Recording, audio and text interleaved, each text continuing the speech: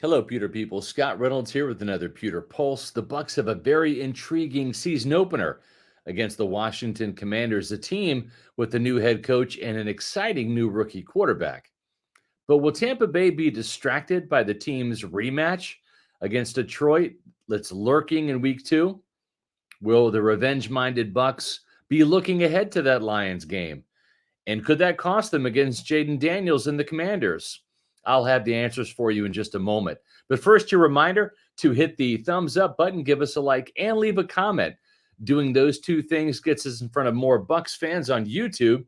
The algorithm seems to like it when you like our videos and leave a comment, so we appreciate that. Now, on to the Pewter Pulse topic at hand. Thankfully, the Bucs play a dangerous Washington team with a Heisman Trophy winning dual threat quarterback that has the team's full attention. I say dangerous because you're not quite sure what to expect in week 1 from opponents, but Washington has undergone quite the metamorphosis in terms of its roster. Not that there are any easy games in the NFL, but Tampa Bay is not playing Carolina, a team it swept last year in the season opener. The Commanders have a veteran defensive minded head coach in Dan Quinn, along with an incredibly strong defensive front right up the middle with Pro Bowl caliber defensive tackles Daron Payne and Jonathan Allen, and a pair of newcomers at linebacker behind them in Bobby Wagner and Frankie Louvu.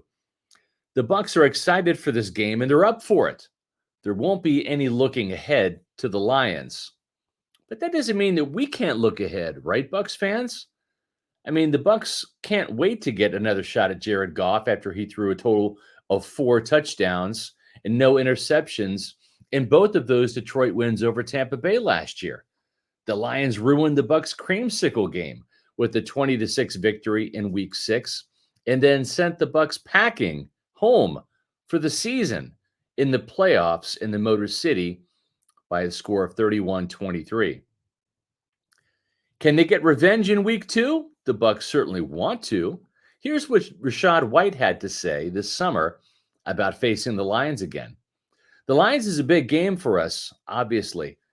Coming off the NFC Championship game, having a chance to go win it all, obviously beating us twice last year, that was huge. The crushing loss that we had, you don't forget them teams or them games. Bucs cornerback Zion McCollum is also itching to play the Lions again. Here's what McCollum said on his appearance on the Pewter Report podcast before training camp. The Detroit Lions game in week 2 is one that I definitely circled just because of what happened last year. And the fact that it's so early, we'll be able to get that taste out of our mouths quickly. So that's motivation to be ready and be in season form early on. We can't wait. Bucs pass rusher Yaya Diaby knows that Todd Bowles will be ready with some new stuff to throw at the Lions, trying to stop Detroit's winning streak over Tampa Bay at 2. I know Coach Bowles is going to dial some good stuff up, playing them another time coming up this year. We're going to be ready.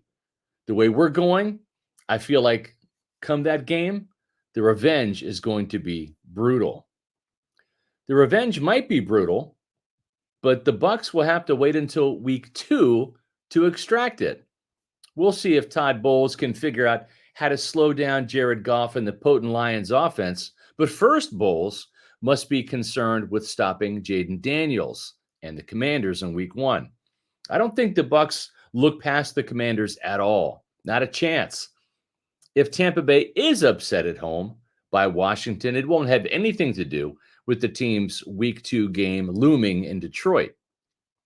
But if that happens and the Bucs do hit the road at 0-1, it will only make that Lions game even more important than it is right now. History isn't kind to NFL teams that start the season 0-2 when it comes to making the playoffs. And if the Bucs do win their season opener, well, they will have a chance to get some revenge and start the season 2-0. Folks, we are on our way to 16,000 subscribers on our YouTube channel, Pewter Report TV.